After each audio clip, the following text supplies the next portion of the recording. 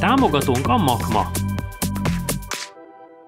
Támogatónk a játéknet.hu. Játékok bombaáron a netről, akár másnapra.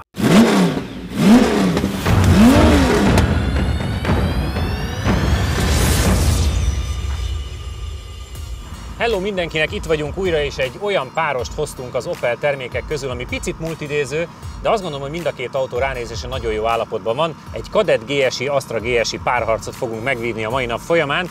Kadettal fogunk kezdeni, a srácok a tulajoktól mindent megtanultak, felkészültek, nem tudom ki van jobban képbe a Kadettel. Ez egy mutatás volt, ez meg egy jelentkezés, jó, hát majd ezt megtanulom. Kedves Csabám, mondd a kötődésedet, és mondd, mit kell tudni az autóról, amikor melegítette a tulaj, nekem akkor tetszett a hangja. Tényleg, nem hallottam a hangját. Mind a kettő autó egy ilyen szerelemgyerek szerintem, tehát értve ez alatt, hogy mindenki nagyon imádja az autóját, ugye ezek azért már olyan korú autók, hogy csak akkor használja valaki, ha tényleg szereti őket. A Kadettról, amit tudni lehet, hogy őt a tulaja azt hiszem bontóból mentette meg, és egy 2 literes motor van benne, azért van, nem mondhatni szériának, mert más a hengerfej, más ez az a motorba is, de nem régiben lett összerakva, tehát újtogatjuk a mindennel, tehát egy nagyon jó állapotú. Elméletileg rövidebb a fokozata, tehát más váltó van rajta, rövidebbek az áttételek. Napi használatban van az autó, tehát hogy ő ezzel jön-megy, úgyhogy... Riogatja a BMW-seket a városban? Azt nem tudom, mit csinál vele, de gyakorlatilag... Nagyon erősen bólogat, igen. Gyakorlatilag napi használatban az autó, úgyhogy... és imádja, azt mondja, nagyon szeret vele menni, kirándulni, mindenre jó az autó, úgyhogy... ennyit tudunk róla. Ugye Kadett az annó ugye ikonikus volt, ugye amikor Magyarországon először nyugati autót lehetett venni hivatalosan, akkor ugye annó Kadettet vagy Golfot lehetett, Golf 2-t választani, és emlékszem nekem, ahol laktunk ott a társasházban, az egyik szomszédunk akkor pont 1005-ös Ladát lecserélte egy ilyen Kadettra, és az első ilyen nyugati autós élmény az volt, hogy gyerekként beülhettem a Kadettba, és hát az akkor űrutazás volt, és az nem GSI volt, úgyhogy nagyon kíváncsi vagyok már a Kadettra is, hát az Astra meg majd utána egy újabb mérföldkő. János, neked van-e kadettos élményed, vagy a japán Nissan Primera gyalogátkelő és vasúti átjáró 6-ban átugratás, az megpecsételte a múltadat, amiről már mindenki tud. Így terjednek a sztorik. Akkor még 5 gangos váltó. 200-al a vasúti átjáró, én csak ennyit tudok. 5 gangos váltó volt. Egyébként annál a műsornál, bocsássatok meg, hozzáírták kommentekbe, hogy tudják, melyik vasúti átjáró, amelyiken átrepkedett Debrecenben, és azóta edzenek. Igen. Na, szuper. Öröm ezt hallani, másnak is van ilyen gyerekkora. Na, igazából nekem nincs kadettes élményem, ugye akkor tömegesen hoztak be ilyeneket, főleg ilyen 1.6 dízeleket. Nem, akkor hivatalosan új autóként vehetett. 1.4 szívó volt, meg 1.6 dízel. Tehát ez még nem az import, az ilyen szürke import, meg ilyesmi, hanem amikor ugye be volt annó fizetve a Mercurnál a nem tudom mi, a Ladád, meg az akármi. A betétkönyv, és vártad a sorodat. Igen, és akkor először lehetett cserélni azt Kadettra, vagy Golf 2-re. Én arra emlékszem, ilyen Mercuros sztori, hogy ugye bementél, elvileg kifizetted a kocsit, de mégis aki az átadó volt, azt még így okosban meg kellett azért, hogy a jobb állapotút adja nekem. Tehát ők tudták, hogy melyik milyen. Hát meg olyan szint kapja esetleg, amit tetszik, ne. Igen. Ne a strandkorlátkéket. Jó kerestek. Szóval nincs kadettes kapcsolódásom, de ugye Opeles későbbi korszakból azért ez a C20X motor azért sok mindenben elég jó szolgáltat tett. Én Kalibrába is vezettem, Astrába is vezettem, úgyhogy alapvetően biztos egy nagyon jó autó. Nekem a emlékem az, hogy ebben ilyen digitális műszerfal volt. Lehetett az egy extra volt. Igen, német autós újságokban azt bújtam, hogy mi az Isten ez. Hogy nekem az Vectrából van meg, abból volt egy ilyen, de az majd ehhez tartozik inkább. A Kadettban én nem láttam. Tök jó. Majd arról mesélek. Játszátok le, ki kezd a Kadettal. Megyek én. Hajrá, hajrá! Csabi bácsi emlékei. Csabi bácsi melegíthet egyet, és megszokhatja, hogy a gumi meleg legyen, és aztán de menjek egy kört vele? Menjél, nyugodtan melegíts be.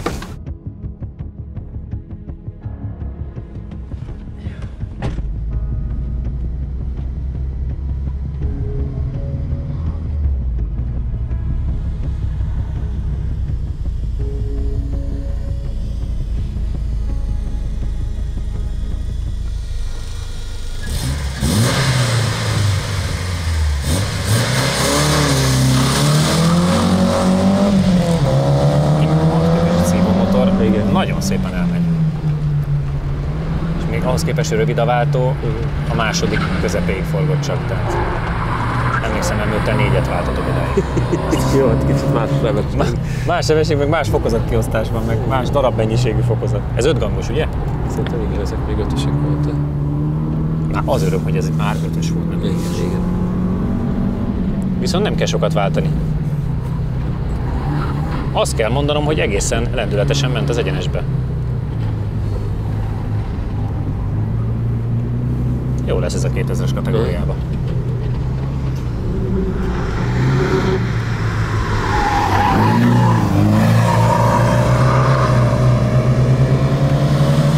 Ránézésre a tapadással azért küzdik.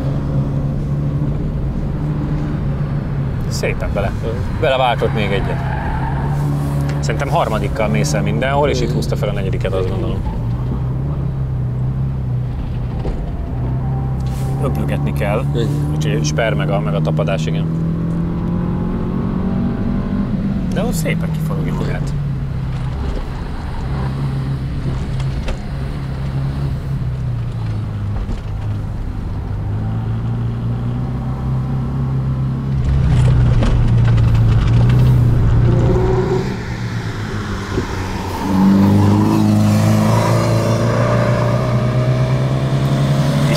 Nagyon szépen ment évről évre, tehát nagyon pontosan.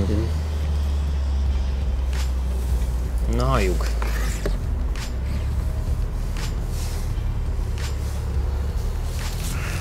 Első körideje 52,4 másodperc, összesített köridő 1 perc 38,62 másodperc. Mitsubishi 3000 GT. Meg a Primera GT-d. Az MR2-t már megveri. A Primera GT jobb gumi volt. Igen, 323 F-et ver meg. Az nem rossz egyébként. 52-4. Meg a 38-as kétkörös idő, az se egy rossz. Az sem rossz, igen. Szerintem. Majd a csomagtartóban megkívül, ami elszabadult. Hát, A mély láda elszabadult? elég komoly hangot ad ki, azt hittem kiüti az oldalát. 52.4, ami a Mitsubishi 3000 GT meg a Nissan Primera GT kvalitása az MR2-t már megveri.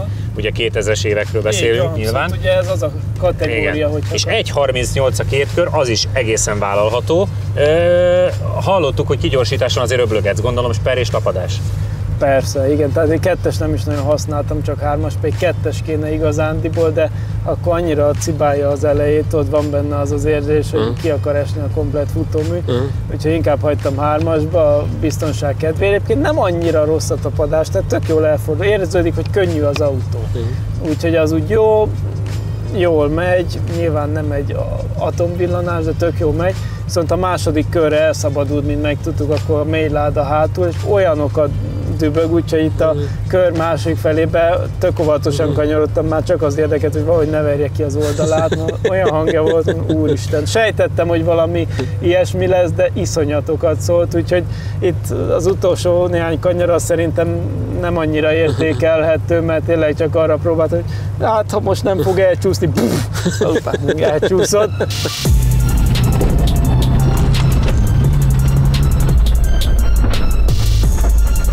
Meg néhány flakon víz, meg minden. Tehát ezek kerülnek ilyenkor. Ezek hogy mond, nem negatívan, de a tipikus nézői autók, ugye, hogy minden életre kell az autóba. De nyugodtan nézd meg, állítok folyik belőle valami, gyorsan a tulaj megnézegeti, addig mesélj még. De egyébként tényleg igaza volt Janinak, hogy ebben már az első generációs ilyen digitális műszerfal is benne van, meg minden. Nagyon, nagyon komoly. János, nézd meg a járművet, találjatok meg a folyás okát, és ha minden rendben van, akkor csücsenj bele és nézzük meg a kört.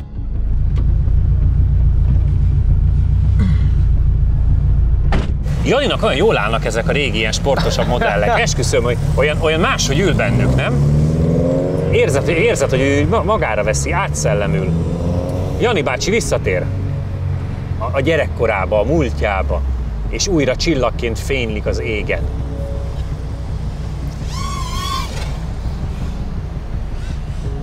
Nem tudom, majd ha 60 évesen itt ülünk, akkor lehet, hogy már csak ilyeneket fogunk, nem? Igen. Emlékszel, amikor...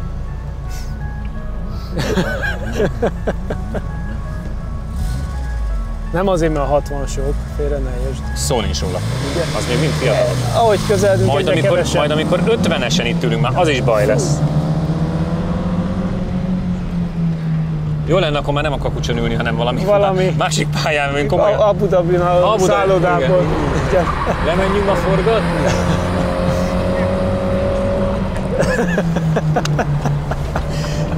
Bence jó sokat segít, tesz hozzá műsorhoz, igen. Közben egyébként Jánosunk száguldozik a háttérben. Én azt mondtam nálad is, és most is azt látom, hogy egyébként az 52-es idő, tudom, 50 alatt szoktuk azt mondani, hogy jó, de hogy olyan egész lendületesen mozog. Az egyenesben nagyon szépen leforog, jó hangja van. Ez egy nagyon szerethető tárgy. Abszolút. Jaj.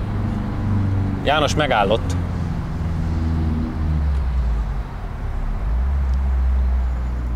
Hajtás? Még az is lehet. Igen, valami hajtás. Életre kelt. Vagy nem.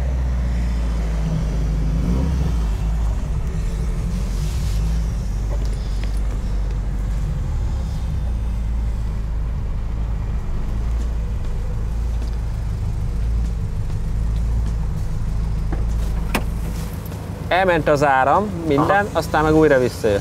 Akkor gyere... Akkor gyere beszélgetni. Valami kontakthiba van. Ilyenkor derül ki, hogy azért ezek nem mai autók, és az ekkora terhelés az tud gondot okozni. Egyszer csak elment minden áram? Hát így láttátok, nem? Hogy hát azt láttuk, hogy nem azt gyorsan. láttuk, hogy egyszer csak megállsz. Lenéztem, hogy mi lehet a baj. Hát az a baj, hogy nincs minden semmi. elsötétedett, tehát hogy semmi. És akkor gondoltam, még lendületből valahogy visszagurul, azt egyszer csak itt már a 2 kanyarod utána. De aztán utána életre kelt? Aha, igen, hát ahogy átmentem a sikánon, szerintem ott valamibe elment az áram, és utána egyszer csak visszajött. Ez azért nagyon nem meglepő, mert a füstölős Golf nál is kiderült, hogy a füstölés csak egy dolog, de amikor a sikánon átmentetek vele, ott valami szenzor megbolondul, igen, és azért is csinál problémát. Igen. Mindent. Igen. Ugye azért az tény, hogy főleg most itt nem is az autó korával, csak ugye szétszedve, összerakva, stb. Tehát egy-egy ilyen kábelvég nem pont úgy érintkezik, vagy ugye azért itt olyan szempontból azért nagyobb oldalgyorsulást kap, mint az utcán. Van terhelés. Vagy ilyesmi, tehát sajnos ez azért elő-elő. Nem vagyunk ettől szomorúak, hiszen van egy teljesen jó vállalható időnk, hát te nem tudtál 2-t menni, de az élet az már csak ilyen kegyetlen. Amúgy jó kocsi, amíg ment. Olyan vicces, hogy ugye nem csak hogy digitális műszer, hanem ugye a teljesítmény görbe van felrajzolva, ugye a fordulatszámérőbe, és akkor így átbukik, tehát hogy lásd is, hogy innentől már nincs értelme nyomni. Nagyon vicces. Támogatunk a játéknet.hu. Játékok bomba áron a netről, akár másnapra. Támogatunk a Makma. Megsérült a szélvédőd? Az Ixon Kft. Nálad a helyszínen megjavítja. Támogatunk a Data Expert. Adatokat csak tiszta forrásból. Támogatunk az Xperion Kft. Asztráról mit kell tudnunk? Hát ez ami nekem nagyon nagy öröm, hogy egyrészt, hogy Szlovákiából hozták, az is egy nagyon nagy öröm. Innen is köszönjük. Igen, azt nagyon köszönjük. A másik pedig az, hogy ez egy szinte teljesen szériállapotú, ugye még a rugó is széria benne, egyedül a Koni ugye gátló van benne, de abból se ez a überkemény, hanem csak amit vehetsz úgymond a széria helyett. Tehát, hogy ez egy széria, azt, hogy a Felnik, minden széria, és gyönyörű állapotú, 17 évet, ugye azt mondta? 17 évet állt a kocsi Németországban, és utána lett megmentve gyakorlatilag. Azt láttam, amikor idehozták a parkolóba, hogy olyan szeretettel takarítják, és tényleg ő lehet, hogy együtt alszik a családdal. Igen. És ugye volt az erőmérőben, ugye konkurens műsor, de őket szeretjük, hogy 155 lovas, tehát még le is adja, amit ígért annó a gyártó.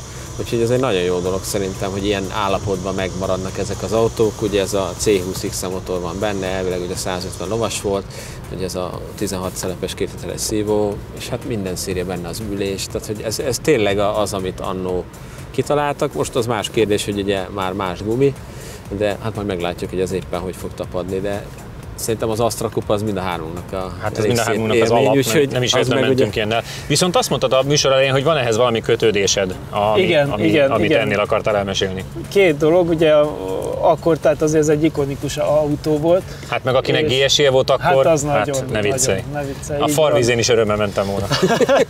És 3 ajtós ilyen Astra kupénk volt nekünk is egyébként, de az nem GSI volt sajnos, mert az akkor csak még túl drága, az egy sima 1.8-as volt, viszont a bátyámnak volt egy Vectra, akkor hogy hívták, az ugye ez a motor, nem 2000 volt, micsoda? Nem, várjál. Az is ilyen 16, ugye ez a 2 literes motor, ugye ez a 150 lóerő. Vectrából volt erősebb, mert abban volt a 4x4-es turbó is, igen, ami igen. a kalibrába, de neki nem az volt, hanem az első kerekes 150 lóerős, viszont abban volt chip tuning, Remus kipufogó, minden. És az egy nagyon megbízható autó volt, mert ő akkor is türelmetlen típus volt, és nem szeretett lassan járni. Tehát, viszont cserében nagyon sokat ment, és gyakorlatilag az autó kiment a világból, tehát 200 fölötti utazót azt kényelmesen tudta, és ő rengeteget ment szerintem. És ellopkodtad néha, azért kipróbáltad? Egyébként igen, tehát pont ez volt a lényeg, hogy így a gyerekkorom első ilyen erős autós élménye az a 100, hát az szerintem ilyen alulról 200, ilyen 180 és 200 lóerő között volt az autó, és azzal azért mentem én is többet, és azért az egy nagyon komoly az még most is jó, akkor meg azért... Mindig jó gumikat vett rá, stb. Tehát abszolút rendben volt az autó, mindig minden teljesen pöpec volt rajta, és azzal mindig is nagy élmény volt menni, és abban is például ez a digitális műszerfal volt, már nem ez, igen, hanem egyel újabb generáció, de hát az olyan Knight Rider-es még mindig. Olyan benzinszag lett a környezetünkben, hogy szerintem majd azt is meg kell nézni. Inkább az legyen, mint bármi más. Játszátok le, hogy ki kezd az Astrával. Megint ő nyert, igen. Igen? Igen. Akkor megyek én.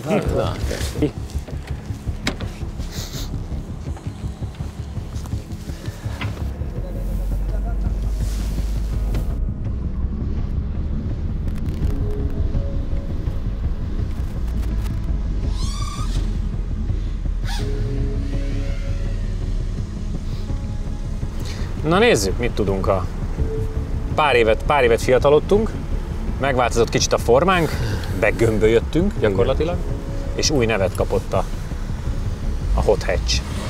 Itt kezdődött az Astra, ugye? Igen, az első generáció. F. Ugye az a 3 ajtós kivétel, amiből nincs olyan sok Magyarországon.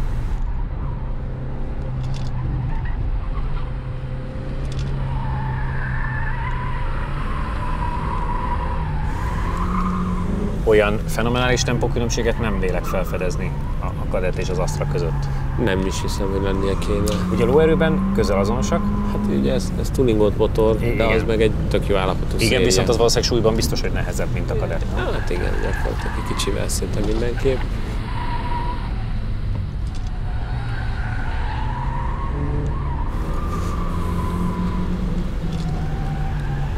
Kicsit dülöngél ez ugye a szériafutóműnek köszönhető, a Kadett nem dülöngélt ennyire.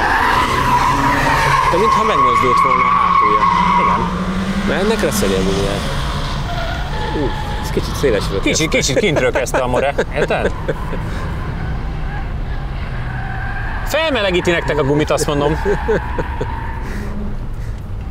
Ez már az én kérek elnézést tipikus esete.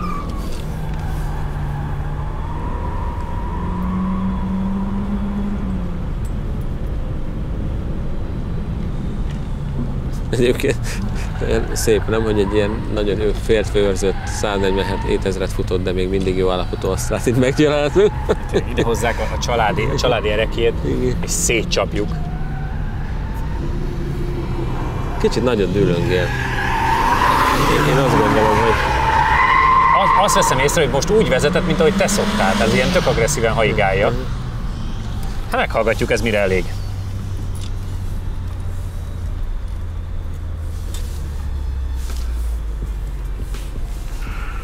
Első körideje 53,844 ezred, összidő 1 perc 41,702 ezred. 53? 8.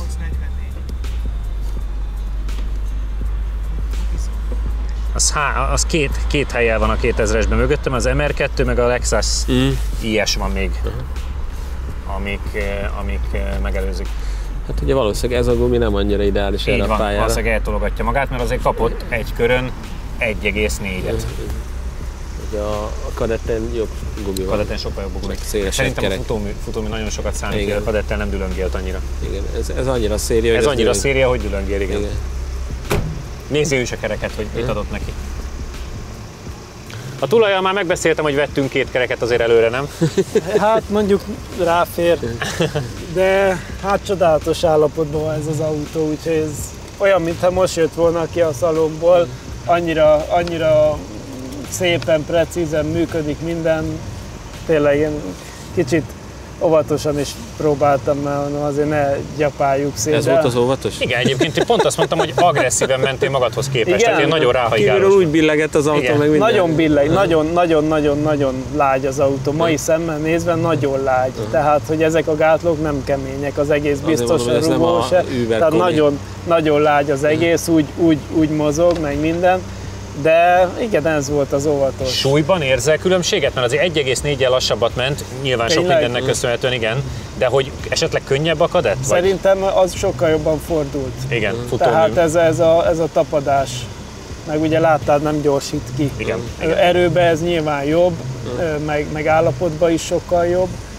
Ez tényleg, mintha új autó lenne. Igazán. Ja, akkor azért úgyhogy nekem ez nagyon pozitív élmény volt, mert ennyi idős autó, ami ilyen állapotban, nem is nagyon emlékszem, hogy itt láttunk ilyet. Úgyhogy és egyébként szuper. A 2000-es évek előtti kategóriában mindössze 2 helyen van a Kadett mögött, az MR2 meg egy IS200, ami még megelőzi. Hát erre rádobnánk egy mai gumit, egy jó minőségű picit keményebb futóművet.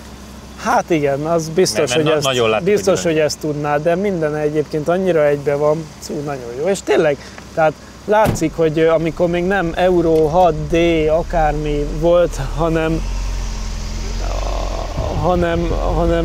akkor is voltak már nyilván kibocsátási normák, meg nem a normák ellen vagyok, én csak azt mondom, hogy a szívó benzinmotor akkor még élt, és egy használható, nagyon jó vezethető valami volt, mert ez a 2 literes motor, ez csodálatos. Pont ezt beszéltük a Janival, és most már azért hoztak sok ilyen 1.6-os szívót, meg 2 literes szívót a 2000-es évekből, igen. És mindegyikkel tudtok jól menni, és élvezitek. Igen, és abszolút, igen. Nagyon, és 150 lóerő, ugye ma beülsz egy 1 literes turbós akármibe, tudnak 150 lóerő. Csak majd az 30 év múlva mit fog csinálni? Hát semmit valahol majd porosodik, és akkor lehet beszélni, hogy melyik a környezetszennyezőbb, hogy gyártani olyan autót, ami max 10 évet, ha kibír, már tapsolni kell, vagy lehet gyártani olyat, ami kibír 30-at, és akkor... Na mindegy, szóval ez messzire vezet, de lényeg az, hogy valami hány lóerős, az önmagában semmit nem jelent, mert 150 lóerős ilyen autóval is szenzációsat lehet autózni. Hát meg mi azért ezen a pályán elég sokszor bebizonyítjuk azt, hogy ha oda van egy autóra figyelve, és olyan a futómű és olyan a gumi, akkor tényleg a 150 lóerő már mindenre elég. Igen. Tehát tudsz jól érezni magadat, tudsz bohóckodni. Hát ugye, ha csak a kis MX-5-ösöket nézed. Igen. De hogy ez is egy használható. Nekem... Ja, Jánosunk kieresztette az izéig. Fűre? Hát ott meg volt a por. Bocsánat, hogy belevágtam itt a szabadba, csak néztem, hogy porzik mögött az út. Azért én érzésre óvatosan mentem vele egyébként. Hát ő ezek szerint nem.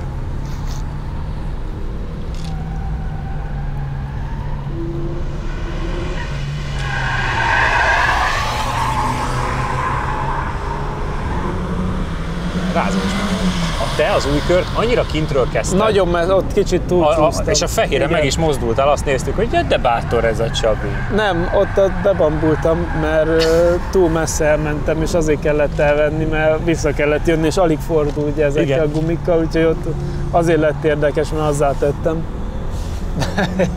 Az kényelmesen elférne. Szépen lendületesen gurul. Jól mutat a pályán. De hát ebben megint az a nagy érték, hogy egy ilyen autót idehoznak és odaadják. Én ezt szeretem ebben az egészben legjobban.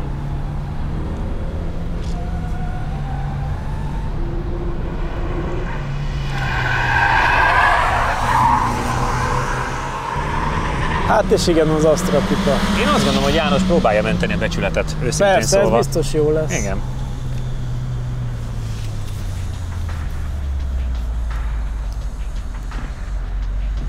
Majd, ha megtudjuk. Igen. Első kör ideje 54,879 ezred. Még egy Összidő 1 Tényleg? perc 42,549 ezred. Akkor túlerőltem. Túlerőltettem, mert egy körön 1 másodperccel lassabb, mint te, és 2 körön is. 2 körön már csak 8. Tehát a második köre jobb volt, de az első köre az centire Hát 1 mert szerintem én másodperc. ott a bejáratban nagyon elmentem. Ja amit igen, ott mondtál, azt elengedted, igen. Ott. Igen.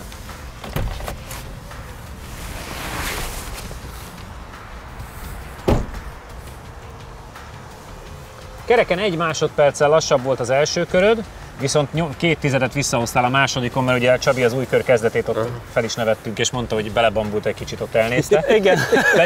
Pedig lendületesnek tűnt nekünk, és olyan menőnek, bár most látom, hogy felfestettétek ide a csíkokat Ugye? már. Így belső az így húzza. Igen, a guminyomok már vannak, milyen élmény volt?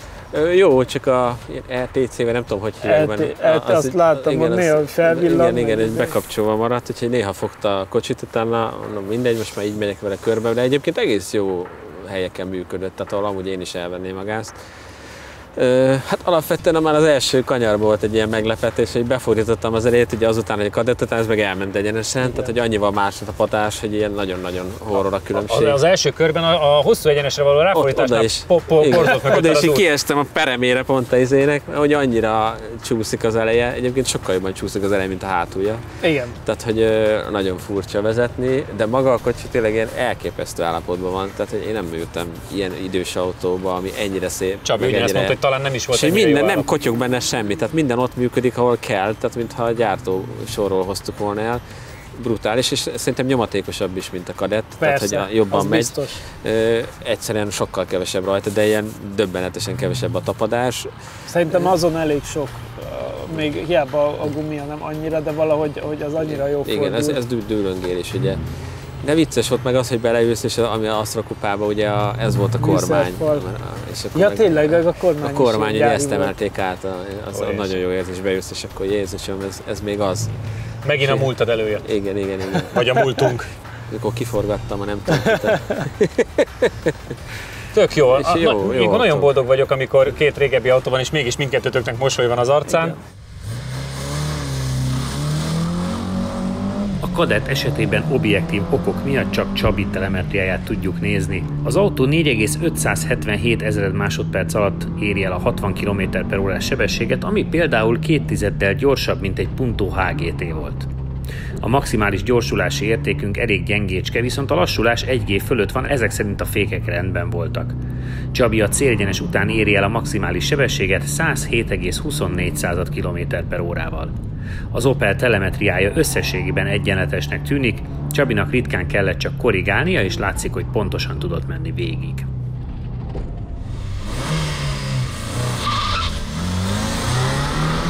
Az Astra GSI-vel a fiúk hasonlóan rajtolnak, viszont érdekes módon mindketten pont 58 km/h-nál váltanak sebességet, ami hát kellően negatívan befolyásolja a 0-60-as gyorsulási időnket, ami így 4,505 ezred másodperc, ami csak tizedekkel gyorsabb a Kadettnél. Az első körön Csabi tempói kimagaslóan jobbak, az egyenes végén nem kevesebb, mint 7 km/h-val halad gyorsabban Janinál, és a maximális sebességet is itt éri el 108,57 km/h-val.